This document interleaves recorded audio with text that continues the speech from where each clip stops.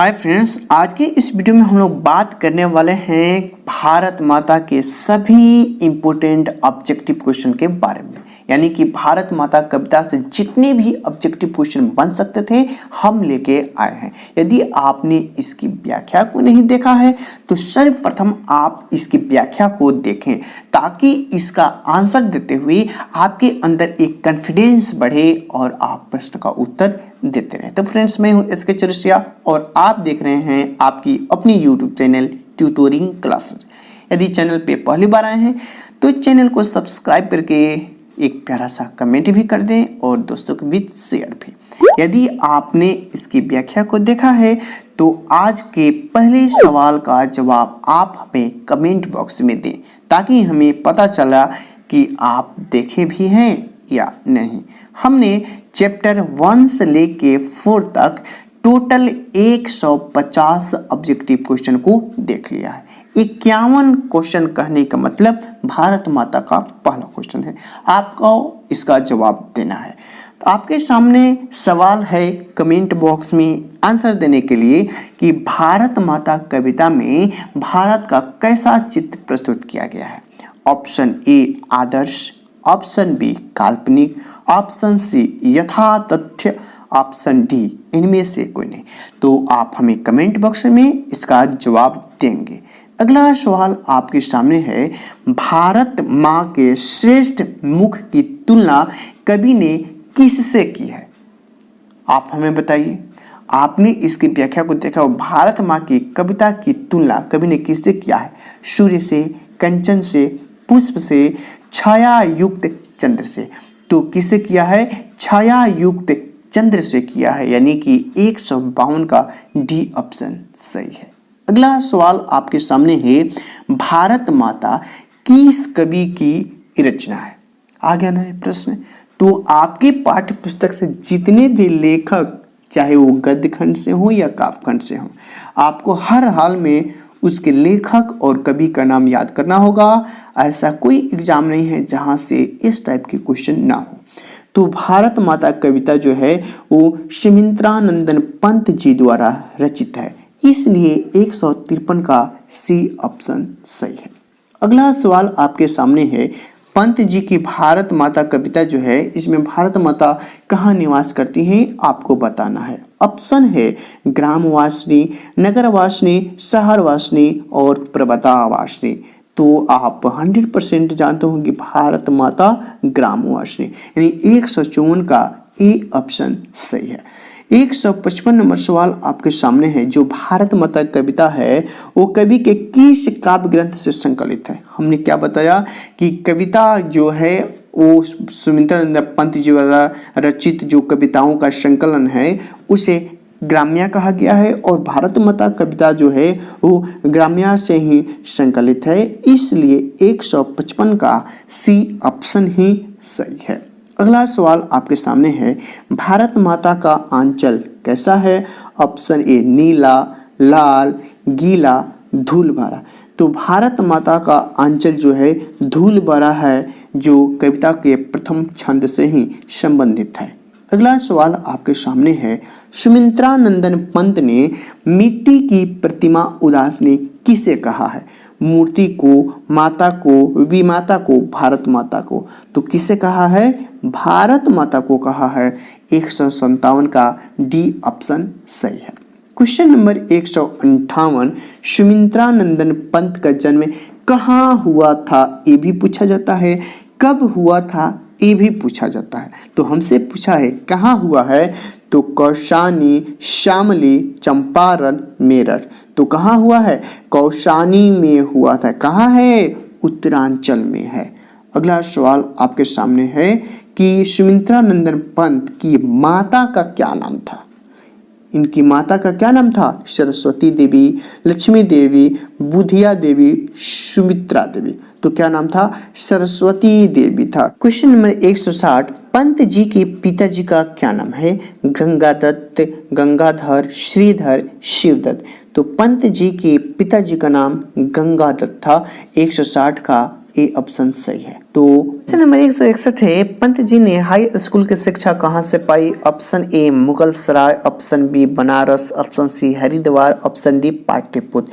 तो पंत जी प्रारंभिक शिक्षा अपने गांव से तथा हाई स्कूल की शिक्षा बनारस से प्राप्त की। 161 का बी ऑप्शन सही है। क्वेश्चन नंबर 162, पंत जी का जन्म कब हुआ था? आगे ना क्वेश्चन 1899 में, 1900, 1901, 1902 कब हुआ था? तो 1900 ईस्वी में हुआ था। अगला सवाल है 163, पंत जी का निधन कब हुआ था? 29 दिसंबर 1977 को, 30 दिसंबर 1977, 31 दिसंबर 1977, 1 जनवरी 1978 को। तो पंत जी का 29 दिसंबर 1977 को हुआ था। तो 163 का ए ऑप्शन सही है। 164 नंबर क्वेश्चन है, पंत जी किस युग के कवि हैं? भारतेंदु युग, रीति युग, छायावाद युग, इनमें से कोई नहीं। तो पंत जी जो हैं वो छायावाद युग के कवि हैं। 164 का सी ऑप्शन सही है। अगला सवाल है, पंत जी विरोधी थे। तो पंत जी जो थे वो अतिवादिता तथा संकीर्णता के विरोधी थे। तो देखिए ऑप्शन में क्या है, मानवतावाद, अतिवादिता, समाजवादिता, इनमें से कोई नहीं। तो हमने क्या बताया कि पंत जी जो थे अतिवादिता तथा संकीर्णता के विरोधी थे।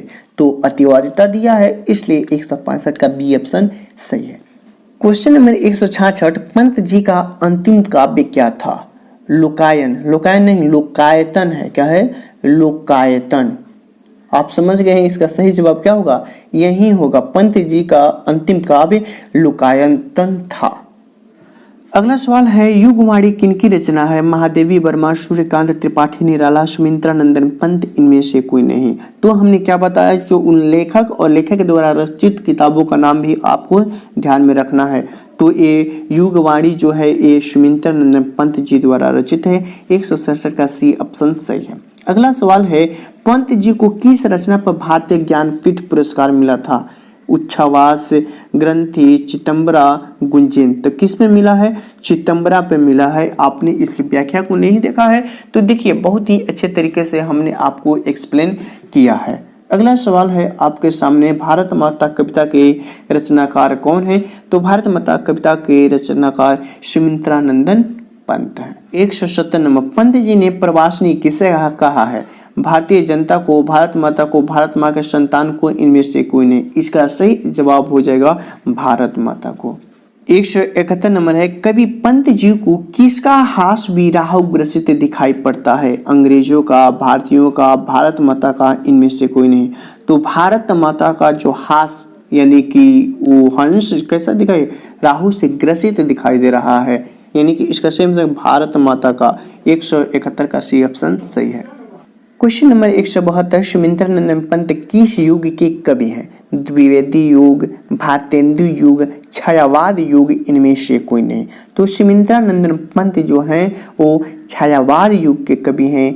172 का सी ऑप्शन सही है। क्वेश्चन नंबर 173, पंत को किस रचना पर ज्ञानपीठ पुरस्कार मिला? तो अभी एक क्वेश्चन हमने बताया है, एक क्वेश्चन रिपीट हो गया है। चितंबरा काव्य पर इन्हें भारतीय ज्ञानपीठ पुरस्कार मिला है। ये भारत माता शीर्षक प्रगत पंत के किस काव्य संकलन से लिया गया है? यानी कि भारत माता कविता जो है वो किस काव्य संकलन से लिया गया है? तो ये ग्राम्या से लिया गया है। इसका सही जवाब ऑप्शन बी हो जाएगा। क्वेश्चन नंबर 175, ग्राम्या काव्य संकलन जो है कविताओं पर किसका प्रभाव पड़ा है? यथार्थवाद, अरविंद का, गांधी का, अध्यात्मवाद का। तो इसका सही जवाब ऑप्शन ए यथार्थवाद का प्रभाव पड़ा है, इसलिए इसका सही जवाब ए हो जाएगा। क्वेश्चन नंबर 176, प्रकृति का सुकुमार कवि किसे कहा जाता है? निराला को, भारतेंदु को, जयप्रकाश को, पंत जी को। इसका सही जवाब ऑप्शन डी पंत जी को प्रकृति का सुकुमार कवि कहा जाता है। अगला सवाल है, भारत माता के संबंध में क्या सही है? शैलवासिनी, नगरवासिनी, ग्रामवासिनी, विंध्यवासिनी। क्या है इसका सही जवाब? तो भारत माता ग्रामवासिनी, इसलिए 77 का क्या हो जाएगा? सी सही है। क्वेश्चन नंबर 178, भारतेंदु हासनी कौन है? जनता, प्रजा, माता, भारत माता। 178 का डी ऑप्शन सही है। 179 नंबर, गीता प्रकाशनी किसे कहा गया है, यानी गीता के ज्ञान देने वाली किसे कहा गया है? धरती माता को, पृथ्वी माता को, सीता माता को, भारत माता को, किसे कहा गया है? 179 का डी ऑप्शन सही है, भारत माता को कहा गया है। क्वेश्चन नंबर 180, पंत का जन्म कहाँ हुआ था? Option A Patna Sahib Patna, Kausani Almora, Saran Vaishali, Butati Rajasthan. कहाँ? कौसानी अल्मोड़ा। क्वेश्चन नंबर 181, पंत ने काव्य लिखा था। काव्य लिखा था का मतलब है कि अंतिम काव्य इनका क्या था? उच्छ्वास, बादल, युगवाणी, लोकायतन। तो इनका अंतिम वाक काव्य जो था वो लोकायतन था, इसलिए 181 का डी ऑप्शन सही है। इस सेशन का लास्ट सवाल, गंगा यमुना को कवि ने किसके रूपक के रूप में प्रस्तुत किया है? भारत माता के दोनों हाथों, भारत माता के दोनों पैरों, भारत माता के दोनों आँखों, इनमें से सभी, मतलब कि किससे संबोधित किया है? तो भारत माता की आंखों में जो अश्रु है वो गंगा यमुना के भांति हैं, इसलिए 182 का सी ऑप्शन सही है। आपको यह सेशन कैसा लगा आप हमें जरूर बताएं, ताकि इससे अगले चैप्टर पे हम आपको वीडियो ला सकें। फिर मिलते हैं नेक्स्ट वीडियो में, तब तक के लिए धन्यवाद।